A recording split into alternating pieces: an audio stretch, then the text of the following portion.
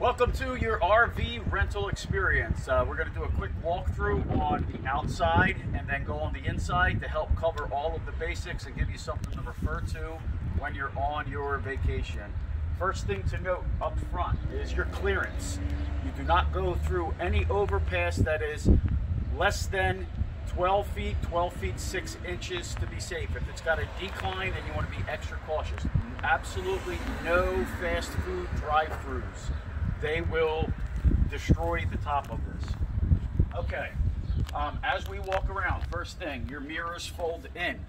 As you get anywhere that there may be a tight squeeze, especially going into a campground or into a spot, pull in the mirrors. These will hit things and they will get damaged and scratched up.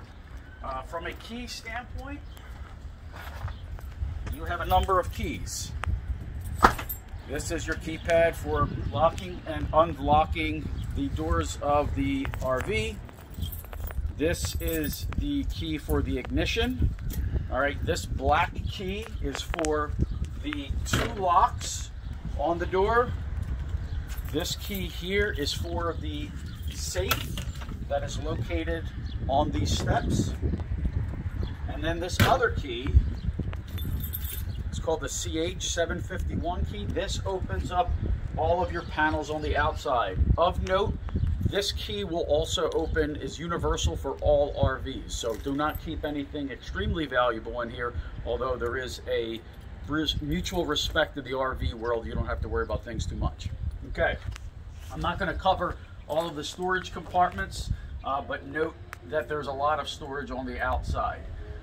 This is where the hot water heater is behind here. You do not need to worry about this other than this does get hot, and you will hear the hot water tank running when this thing, when it's running, you will hear the exhaust from there. This is power outlets on the outside. You need to be hooked up to shore power or your generator running in order for these outlets to work. This is for the furnace or heater. These will get hot. This is intended to give you a little bit of protection. Propane tank is down here. All right. Only thing to note here is it must be filled up at a specific propane fill station. And this is your valve to make sure that it's open or closed. It's clearly marked. This is the gauge to show you how much propane you have. There's also a gauge on the inside. Always be sure that the propane is open when you're at a campsite. Close it when you leave. Your awning, we're not going to pull it out, but that's controlled on the inside. We'll cover that when we go inside. This is all storage. Okay. Ladder, the only time you might need to go up there is if there's something that fell on the roof. Otherwise, do not recommend. Do not climb on there. Do not hang out on the roof. Do not go up there for any reason. We do not approve the use of towing. This, in most cases, will be locked. If there is an exception and you get some approval, that will be done by somebody in the office. Okay. In your bumper, and it's removed right now, is where we keep the sewer hose. You will not connect it with any of the bayonets in there, but this is where to stow it, just to make sure that it's, you get no smells or anything like that. Okay, over here. This is your non-pressure water fill, okay? This is where you fill up the tank on the inside. It holds 44 gallons of water, I believe. You basically connect the hose up, which we'll talk about in a second. You put the hose in here, you turn the water on. You know it's full when the water starts backing out. That's how you know it's full. There's also a gauge on the inside that we'll talk about. You can press that to determine the amount of water level in there. Once it's filled up, just remove the hose, close it up. Okay. This is where all the fun stuff happens here. This is all of your connection. This is your connection panel. Okay. Starting off with your freshwater connection. All right. This is for pressurized water, meaning that when your hose is plugged in here, the entire system is pressurized. It works like any old household water system. All right. You can see the number of connections that I have here. Starting with your connection at the hose bib at the campground or home. This is a water pressure regulator. This goes on first. This right here is just a valve, a split valve that you can use to connect another source of water if you need to.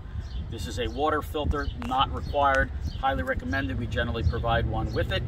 The white hose, you'll notice, this is called a potable water hose. It's white because it's meant for drinking and using and whatnot. It is recommended that you bring your own water for drinking purposes, but in a pinch, it'll be fine. So this gets connected to the hose bib. Always test the water that it works before you connect anything up to it. In many cases, it's kind of got like a well valve that you need to pull all the way up. And then in some cases, it's also good to fill this hose up with water before connecting it in here, just to get the air out of the hose or any debris that might have accumulated in there. Okay, there's a cap here that you unscrew, and you run your water hose and your sewer hose through it so you can close this panel. This is an elbow to make sure that the hose does not have any kinks or bends in it, and this is just a spring pressure connector as well. That is not necessary to use, but it works and helps you make all your connections easier. Okay, your sewer connection. All right, the first thing that you would do is remove this cap. Actually, even before that, is make sure all of your valves, your gray tank and your blank tank valves, are fully closed, and that is that they are pushed in. You pull them out to open them up. Okay, gray tank is for all of your sinks and your shower. Your blank tank is the toilet. Easy to remember. All right, there's a number of connections and fittings here. Although this clear is optional, we encourage using it because it gives it another little angle, in addition to also allowing you to see what's coming out and know when the tanks are empty. So you basically remove the cap. You'll notice the teeth, they go onto the nipples. You fit this in here, and then you just tighten it up, and that's it. And it's not, there you go. All right, and then the hose gets fed through here, and then the other end of it, this goes into the sewer clean out at the campground. You just take the cap off, you screw this in, you place this connection over top of it, and then you just turn it, and you're locked in. Always make sure that your sewer hose has a nice steady slope downwards. If you need to use a rock, in some cases we provide a sewer hose guide. This is another clear area here to be able to see when your sewer lines or your tanks are empty. All right, this right here is a black tank flush hose, right? You'll notice this other hose in here. This is to clean out the black tank. Generally speaking, it's not necessary. If you ever get a clog, sometimes you might need to force some water through it. To empty your tanks, you always keep the black tank closed unless you're emptying it. Solids will stick on the inside of the tanks and really cause the gauges to not operate, or otherwise things to get clogged up much faster. When you need to empty your tanks and you look at the gauges on the inside to determine how full they are, it is always recommended when it's about 2/3 full that you empty the black tank. So to empty it, you pull the valve straight out and you will start to see everything gushing out. All right, when your black tank is empty, and it'll be pretty obvious because it'll come to stop to a trickle, you shut the tank by closing it. Then you open up your gray tank. The gray tank, you will be emptying the tank. In addition to that, you will also be cleaning out the hose with some cleaner water. When you're at a campsite, it's fine to leave the gray tank open so you have continuous drainage. However, it's recommended that you close it at any time you're going to be close to emptying the black tank. This way you have a reserve. At no time do you ever open both valves at the same time, because it can cause some cross-contamination. Okay? That's it for the sewer. When you're done with it, you're done. Fill it with and you're breaking down the setup. You're going to reverse all of your connections. I generally recommend disconnecting your freshwater system first, in case you get anything that kind of gushes out and makes a mess here. All right, when you're disconnecting your valves here, I always like to disconnect from the sewer first, and then come this way, and then raising the hose to make sure you drain every last bit of it out. Okay, you can use a hose to kind of rinse it out, and then otherwise you remove all your bayonets from it.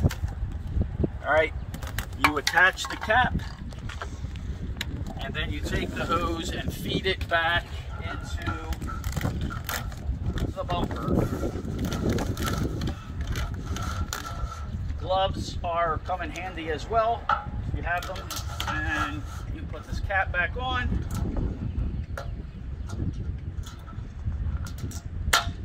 All of your sewer connections go into this black bin for obvious reasons. And then you stow all of your black tank supplies as appropriate. Okay, all right, moving along. Regular unleaded gas is fine. This is more storage. This is where the generator lives in here. You should never ever need to come out here. Contact the office if for whatever reason the generator is not working and we can walk through it. But generator is turned on and off on the inside. Okay, and this is all more storage. Again here, this is to keep you from hitting anything. This up top here, that is not an awning, or it is an awning, but it is not one that retracts or extends. It is intended when the slide comes out to make sure that no debris, trees, leaves get caught up there, okay? Prior to entering the RV to put out the slide, you want to make sure that you have enough clearance so you're not going to hit anything when the slide comes out. Okay. Going inside. Okay. Okay, down here. Let's look at these controls over here. You will notice a few things, okay? This particular unit is equipped with a leveling jack system. It's an auto leveler. The way you use that is you press the power button and you put auto level, make sure no one is inside the vehicle so it actually has the proper weight to level. When you leave the campground, you press all retract. If it's beeping when you start the engine, there's a couple of reasons why. One, it's reminding you to make sure that everything is retract, so you come here and press the all retract, and then you press the power button and you're good. This right here is a battery cutoff. Okay, you'll notice that it's in the on position. If you're not using the RV for more than a couple days, are not going to be using it, you want to turn it off. It will conserve the battery. The batteries will continue to drain in here even if you think nothing is on because of the carbon monoxide detectors. The fridge will run, so on and so forth. These two switches are your lights on your awning and your outside. One is a light for the outside of the unit. This one is the running light on the awning. You'll notice them lit up. This is your awning and how you control that. Extend makes it go out, retract brings it back in. You have to keep an eye on it because once you get to once it's fully extended, if you keep extending, it starts to roll back on itself. There are also two hinges on the side of the awning that will allow you to adjust the pitch of it. Okay, starting up front, come on in. This is for your top bunk, okay? You basically just push this out, put it in here. This is your ladder. Word of warning from experience, kids will fall off here. They try to find the ladder. They cannot find the ladder. They end up falling off here. Always make sure that there is supervision. The television, okay? This is held back. When it's secured, you should not ever use the television while driving, but you loosen up these nuts here, and you can extend and swing this out, okay? You can also connect the DVD player and hook up the speakers that are up top here from this system. This system right here has AM, FM, has Bluetooth. You connect it using Bluetooth here. There's also some remotes for the usage of it here. Your speakers are A, B, and C. A and B are inside speakers, and C, I believe, is outside. You can always test that. This is your privacy curtain here. This curtain right here just connects to these Velcro spots right here and goes all the way around when you're at a campsite to give you privacy. You can put it on the inside here, and that's it. So up here on the bunk, you have storage compartments and some power within there. This little end extended countertop, okay, you pull it out and you look underneath it and it will snap in place to give you extended counter space. You pull it up, snap the arms down, you're fine. This is a wireless charger here. You could just lay your phone on there. It has wireless charging capabilities. then it'll charge from there, whether you're on battery or shore power. Extended hose, kitchen sink, cabinets, nothing special there. This is called a jackknife seat. Not every unit is equipped with this, but in order to extend it, you just pull on the front, it falls flat. To put it back up, you pull it up, you pull the back this way, and it's back up. There are seat belts, 3, I believe, seat belts here. There are seat belts here. This breaks down into a bed. The way that's done is you unscrew underneath here, you remove the tabletop, and then you put the tabletop down and you arrange the cushions. Your stove, there are lights underneath here as well as power cables or power outlets and USB. Always keep this glass up when you're using your stove. You identify which burner you want to turn on. You turn it on high, and you keep turning it until it lights, and there you go. It took longer this time because of the propane was just opened. Always make sure this is cooled down before you put this back, or it will break the glass. Refrigerator, there's nothing special there. The microwave will only work if you're connected to shore power or the generator is running. For the slide, first thing that we're going to look at in the convenience center, otherwise known as the main panel. To get the slide, and that's this unit, to get it to go out, 2 things must be in place. 1 is the engine must be running, and 2, the emergency brake must be engaged. You will see this note here. That's very important. If the slide doesn't go out, those 2 things need to happen. Starting up at the top, these are just the levels of your tanks. Your gray tank, black tank, freshwater tank, battery, and liquid propane. They should all typically be, your tanks will be empty when you receive the RV. Your battery should be full, and the battery will charge while you're driving or otherwise parked with shore power, and your propane will be full. This is the number of hours on the generator, generally allotted certain number of hours per day or night. To start the generator, you hold the prime button. You will see the generator light up. Press and hold it up. What you do is you turn the power on, okay? You set the fan speed to auto. You select the mode that you want, cool, dry, which is just ventilation, heat, or fan, okay? I might choose cool here, and then you can set a timer, you can set the sleep mode, you don't have to worry about that. If you were on heat mode, you would just turn on the furnace. You set the temperature according to how hot or cool you want it in here, and that's it, and you leave it alone. Power. Okay. These lights over here, these are just push. There's a number of them inside the unit. You just press that, turn it on, press it again to turn it off. Otherwise, that is it. Only other noteworthy item is when you're using the generator, always, always, always shut it off when you get gas, or it might be the last bit of gas you ever pump. That's it.